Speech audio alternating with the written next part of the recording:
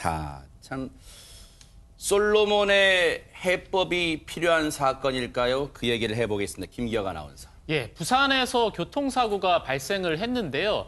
여러분께서 영상을 보시면서 과연 이게 어디서 튀어나온 것인지 그리고 누구의 잘못인지 한번 판단을 해주시기 바라겠습니다. 함께 영상 보시겠습니다. 네, 어두운 새벽 1톤 트럭 한 대가 2차선을 달리고 있습니다. 교차로 파란불에 정상 주행 중인데요. 그런데 갑자기 눈앞에 무언가가 나타납니다. 아이고. 자, 다시 한번 보실게요. 이게 무엇인지, 과연 어디서 튀어나온 것인지, 이게 길을 가는 도중에 발견되지 않았는데 뭐예요, 눈앞에 이게? 나타났단 말이죠. 이게 무슨 일이었을까요, 과연? 저게 뭡니까? 안진영 기자님 대체. 저게 무려 길이 24m, 무게 22톤짜리 철제 빔이었습니다. 아하. 바로 어제 부산 연제구엔 도로에서 벌어진 사건인데요. 1톤 트럭을 몰고 가던 이 기사가 그대로 이 철제 빔을 들이받게 됩니다. 네. 가까스로 구조는 됐지만 심하게 다쳐진 운전자는 병원에서 치료를 받고 있는 상황입니다. 아니 근데 김기혁 아나운서 철제빔이 어디 있던 게 이렇게 넘어졌던 거예요? 이게 어디서 갑자기 튀어나온 거예요? 저 트레일러가 저 철제 빔을 싣고, 그러니까 트럭이 가는 맞은편에서 오다가 좌회전을 한 상황이었어요. 근데 좌회전을 했는데 쭉 안으로 들어가지 못하니까 이 24m 길이의 철제 빔이 밖으로 삐져나왔던 겁니다. 저게 철제빔이 너무 길어서 적재함에 다 안 들어갔군요. 맞습니다. 그런 이게 상황에서 삐져나온 상태고. 맞습니다. 네. 네, 그런 상황에서 1톤 트럭은 정상 주행 중이었거든요. 네. 방향을 틀거나 바꾸거나 뭐 한 상황이 없습니다. 네. 파란불에 교차로를 지나고 있었는데 이게 사실 언제쯤 보이십니까? 거의 바로 이제 앞에 와서 와야 코앞에서 보이거든요. 와서 보이잖아요. 예, 네. 맞습니다. 이런 상황에서 부딪히게 된 거죠. 저 상황으로요.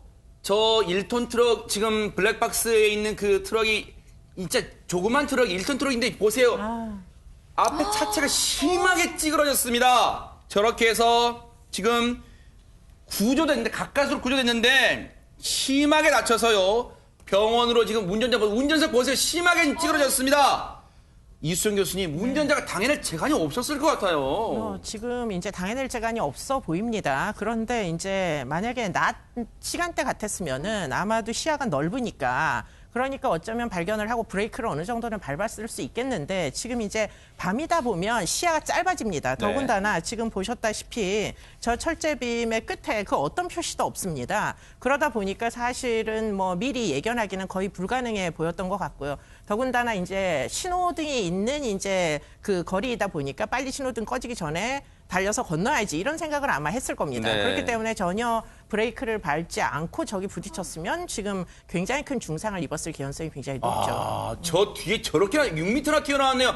근데 최담희 변호사님 정말 아무런 안전장치도 안 한 거예요? 뭔가? 안전장치를 했습니다. 네. 그러니까 도로교통법 시행규칙에 따르면 일정한 길이가 넘는 화물 같은 경우에는 표시를 하게 되어 저 있어요. 파란 원이 뭐예요, 그러면 저 저게? 파란 원이 뭐냐면 밤에 운행할 때는 반사체로 내면 빛을 받으면 반짝반짝하는 거 있죠. 그걸 달게 되어 있어요. 그래서 실제로 저 빔 같은 경우에도 중간이랑 끝에 5개의 반사체를 달긴 달았어요. 근데 네. 물론 기준 위반은 아닙니다만 네. 보이지가 않잖아요. 아하. 거의 가까이 다가야 보이기 때문에 이 규정이 사실은 피해를 줄이기에 아무런 효과가 없었던 규정이고요. 네. 저 기사는 규정은 지켰지만 이 허가를 길이를 초과하는 화물을 적재하는 허가는 받지 않았기 때문에 범칙금과 벌점만 아니, 부과될 예정입니다. 아니 그러면 저 중상을 당한 1톤 트럭 운전자는 지금 어디서 이 보상을 받을 수 있는 겁니까? 인철 변호사님.